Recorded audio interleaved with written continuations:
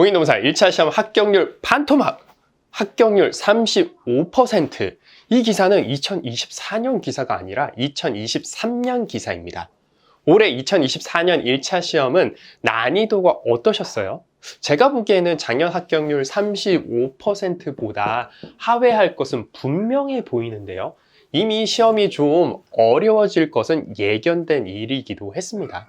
1차 시험 출원자가 1만 2천 명을 넘었고 작년도에 1차 합격한 기득권과 올해 1차 합격한 사람들이 2차 시험에 응시한다면 깊이 생각해 보지 않아도 채점자가 5천 명이 넘는 사람의 2차 시험 논술 답안지를 채점해서 350명 정도를 2차 합격자로 선발해야 하니 그 채점 부담이 상당할 것이고, 그럼 최대한 1차에서 좀 많이 필터링을 해야 2차 시험 응시나 채점을 정상적으로 진행할 수 있을 테니까요. 법률전환에 따르면 가채점 점수도 작년에는 합격할 수 있었던 점수가 전반적으로 하락해서 올해는 불합격할 수 있는 수치로 보여집니다. 그리고 작년보다 시험이 어려웠다고 말하는 비율이 무려 71.8%입니다. 이미 지난 영상에서 말씀드린 것처럼 2011년 9급 공채 경쟁률은 93.3대 1이었고 2024년은 94,749명 선발에 10만 3,597명이 지원하면서 경쟁률이 21.8대 1로 저하가 되었습니다. 공무원 응시자가 4분의 1로 줄어들었으니 그 수요 중 많은 부분을 전문직 자격사 시장에서 흡수한 듯합니다. 노무사는 주 52시간제 도입, 직장 내 괴롭힘 방지법, 중대재해처벌법, 노조회계 투명성, 임금 피크제 무효 판결 등 새로운 법률과 제도 등이 도입이 되어 노무사 수요가 증가한 것은 확실한 것 같고요.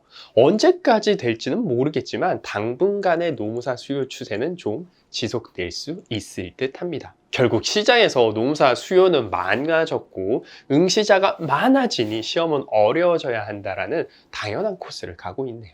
자, 사연 하나 같이 공유해 보도록 하겠습니다. 어떤 사연이냐면요. 노무사님, 이번 24년도 시험을 6개월 정도 1차 준비했는데 57점으로 불합격했다라고 하고 있네요.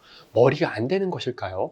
다시 시작해야 될지 고민이 됩니다. 시험 문제 보시고 객관적으로 조언을 좀 말씀해 주시면 좋을 것 같네요. 라는 사연이었습니다. 이 사연에는 두 가지 키워드가 있죠. 첫 번째로요, 6개월 정도 준비했다라는 거고요. 두 번째로 57점으로 떨어졌다라는 건데요. 사연자님께서 이번 시험 문제 보시고 객관적인 조언을 부탁하셔서 저도 편하게 한번 말씀을 드려보고자 합니다. 저희 사무실에서도요, 노무사 몇 분이 이번 시험 문제를 이야기하면서 와, 엄청 어려운 것 같다, 못 풀 것 같다 라고 말씀하셨고 저도 궁금해서 시험 문제를 한번 살펴보았습니다. 결론은요, 많이 어렵습니다. 특히 사회보험법은 이걸 어찌 풀어야 할지라는 생각마저 드는데요.